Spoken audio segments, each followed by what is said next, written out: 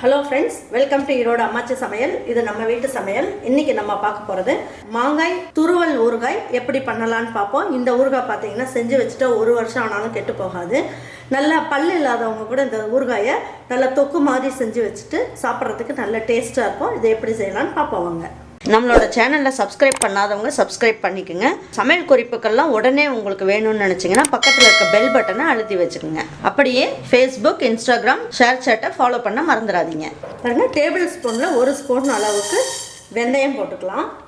பாருங்க, நான் வந்து இன்னைக்கு டேபிள் ஸ்பூன்ல 1 ஸ்பூன் அளவுக்கு பெருங்காயம் போட்டிருக்கேன். 1.25 ஸ்பூன் அளவுக்கு கடுகு போட்டுக்கலாம்.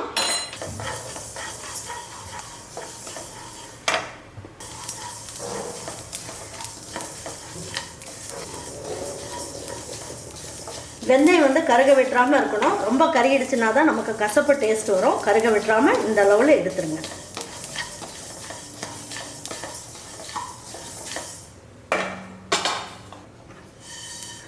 பாருங்க, இப்போ வந்து இது நல்லா பொரிஞ்சிருச்சு. இப்போ அதை எடுத்து ஒரு மிக்ஸி ஜாருக்கு மாற்றிக்கலாம். பாருங்க, இது ஆறுனதுக்கப்புறம் இதை நல்லா பவுட்ரு பண்ணி எடுத்து வச்சுக்கலாம். இப்போ ஊறுகாய் எப்படி செய்யலான்னு பார்ப்போம். இந்த மாங்காய் பார்த்தீங்கன்னா நமக்கு கொட்டையெல்லாம் இல்லாமல் நமக்கு துருவினதுக்கப்புறம் 1 கிலோ அளவுக்கு வரணும். அந்த அளவுக்கு மெஷர்மெண்ட்டு நான் சொல்கிறேன் உங்களுக்கு. 7 மாங்காய் கல்லாமணி மாங்காய் உங்ககிட்ட காமிச்சா இல்லைங்களா, அந்த அளவுக்கு மாங்காவை எடுத்து நல்லா காய் துருவுறதுல இந்த அளவுக்கு நீளமாக இந்த மாதிரி துருவி எடுத்துக்கோங்க. மிக்சியில் ஒரு சிலருக்கு துருவ முடியல அப்படின்னா அதை மட்டும் கட் பண்ணி போட்டு மாங்காயோட சதப்பகுதியை மட்டும் கட் பண்ணி போட்டு மிக்சியில் போட்டு நல்லா பல்ஸில் போட்டிங்கன்னா உங்களுக்கு வந்து துருவி கிடச்சிரும். ஆனால் அது அந்த அளவுக்கு டேஸ்ட் இருக்காது. இந்த மாதிரி துருவிட்டு நீங்கள் செஞ்சீங்க அப்படின்னா காய் துருவதில் துருவிட்டு செஞ்சால் நல்ல டேஸ்ட்டாக இருக்கும். இது 1 கிலோ அளவுக்கு வந்திருக்கு. இப்போ பார்த்தீங்கன்னா 1/4 கிலோவுக்கு 1 கைப்பிடி அளவுக்கு உப்பு போட்டுக்குங்க. இப்படி எடுத்துக்குங்க. 1 கைப்பிடி அளவுக்கு எடுத்துக்குங்க. நான் 1 கிலோ மாங்காய் அப்படின்றதுனால 4 கைப்பிடி அளவுக்கு உப்பு போடுறேன். 4 கைப்பிடி அளவுக்கு உப்பு போட்டாச்சு. இதை என்ன பண்ணணும், நல்லா ஒரு வாட்டி மிக்ஸ் பண்ணிக்கலாம்.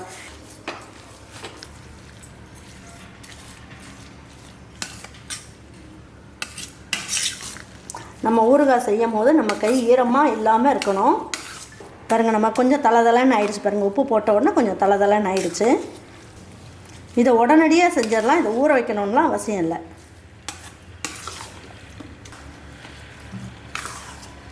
பாருங்கள், எல்லாம் மிக்ஸ் பண்ணி விட்டாச்சு. நான் இதில் ஒரு பொட்டு கூட தண்ணி எதுவுமே விடலை. இந்த மாங்காயில் இருக்க அந்த தண்ணி இருக்குது இல்லைங்களா, திருவும் போது வந்த தண்ணியும் இந்த உப்பு போட்டதுக்கப்புறம் கொஞ்சம் தண்ணி விடும்.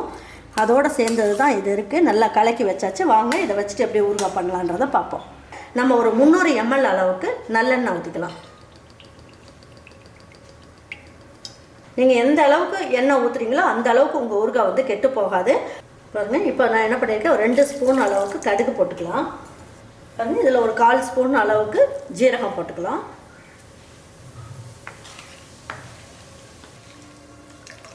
பாருங்கள், இந்த உளுந்த பருப்புலாம் கலர் மாறிடுச்சு.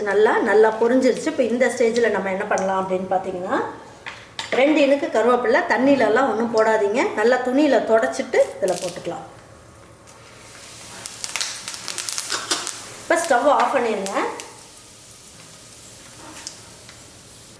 கொஞ்சம் ஒரு 4-5 இனுக்கு கருவேப்பிலை எடுத்துக்கலாம். போட்டுட்டு நல்லா உருவி போட்டுக்கலாம். இப்போ நம்ம எடுத்து வச்சுருக்கோம் இல்லைங்களா ரெட் சில்லி பவுடர், 150 கிராம் அளவுக்கு ரெட் சில்லி பவுடர் போடணும்.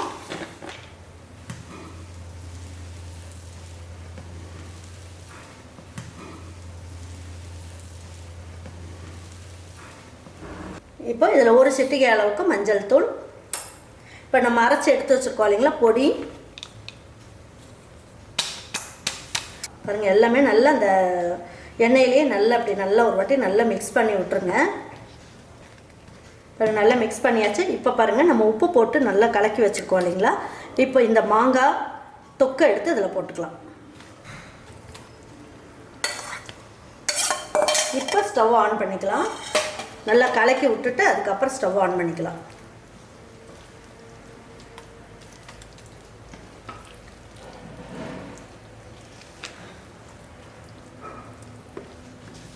ஸ்டவ் ஆன் பண்ணிடுங்க.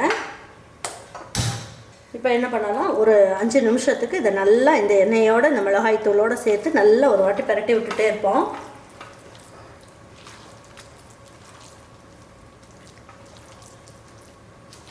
இந்த மாங்காயெல்லாம் போட்டதுக்கப்புறம் எண்ணெயே காணா போயிடுச்சு. இப்போ நல்லா ஒரு வாட்டி நல்லா பிரட்டி விட்டுட்டே இருந்தீங்க அப்படின்னா எண்ணெயெல்லாம் பிரிஞ்சு வரும். அப்போ நம்ம இதை எடுத்துடலாம். எல்லா பக்கமும் இந்த மாங்காயில் இந்த உப்பு காரம் எல்லாம் ஒன்றா நல்லா ஏறணும். அந்த அளவுக்கு நல்லா பிரட்டி விட்டுட்டே இருங்க. தட்டெல்லாம் வச்சு மூடக்கூடாது, ஓப்பன்லேயே இருக்கட்டும்.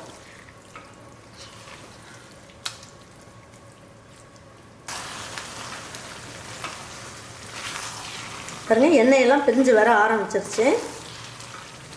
பாருங்கள், ஊறுகாயில் நல்ல எண்ணெயெல்லாம் பிரிஞ்சு வந்துருச்சு. இப்போ ஸ்டவ் ஆஃப் பண்ணிடலாம்.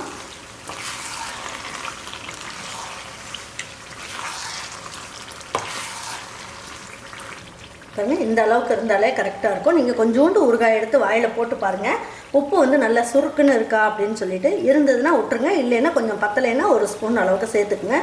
நான் சொன்ன மாதிரி போட்டிங்கன்னா உங்களுக்கு உப்பு காரம் எல்லாமே கரெக்டாக இருக்கும், எண்ணெயும் கரெக்டாக இருக்கும். நம்ம மிக்சியில் வச்சு துருவுறதோட இந்த மாதிரி துருவும் போது தான் உங்களுக்கு பாருங்கள் நல்லா நீளமாக நமக்கு அந்த சீவல் வந்து நல்லா வந்திருக்கு. சாப்பிட்றதுக்கும் நல்லாயிருக்கும். பாருங்கள், இப்போ எடுத்து வச்சு பரிமாறிக்கலாம்.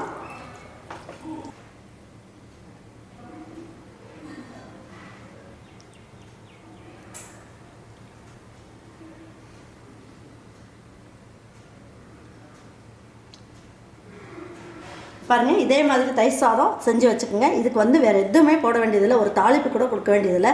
வெறும் தயிர் சாதத்தை மட்டும் பிணைஞ்சிங்கன்னா போதும். நல்ல ஒரு ஸ்பூன் ஊறுகாயை வச்சுட்டு தொட்டுட்டு சாப்பிட்டீங்கன்னு வைங்க, நல்ல ஜம்முன்னு அட்டகாசமாக இருக்கும். தயிர் சாதமோ இல்லை சாம்பார் சாதம், மாங்காய் சாதம், எந்த சாதம் நீங்கள் செஞ்சிங்கனாலும் தொட்டுக்கிட்டு சாப்பிட்றதுக்கு சும்மா அட்டகாசமாக இருக்கும். இதை நல்லா கண்ணாடி பாட்டிலில் ஆறுனதுக்கப்புறம் எடுத்து வச்சு நீங்கள் ஸ்டோர் பண்ணிட்டீங்கன்னு வைங்க, நீங்கள் வெளியிலேயே வச்சிங்கனாலும் 3 மாதம் வரைக்கும் இந்த ஊறுகாய் கெட்டு போகாது. ஃப்ரிட்ஜில் ஸ்டோர் பண்ணிங்கன்னா 1 வருஷம் வரைக்கும் இந்த ஊறுகாய் வந்து கெட்டு போகாமல் ரொம்ப நல்லாயிருக்கும். இதே மாதிரி ஒரு மாங்காய் ஊறுகாயை நீங்களும் உங்கள் வீட்டில் இருக்கவங்களுக்கெல்லாம் செஞ்சு கொடுத்துட்டு அவங்களுக்கெல்லாம் பிடிச்சிருந்ததுன்னா லைக் பண்ணுங்கள், ஷேர் பண்ணுங்கள், சப்ஸ்கிரைப் பண்ணுங்கள், மறந்துடாமல் கமெண்ட்ஸ் பண்ணுங்கள். தேங்க்யூ ஃபார் வாட்சிங் ஈரோடு அம்மாச்சி சமையல். தேங்க்யூ.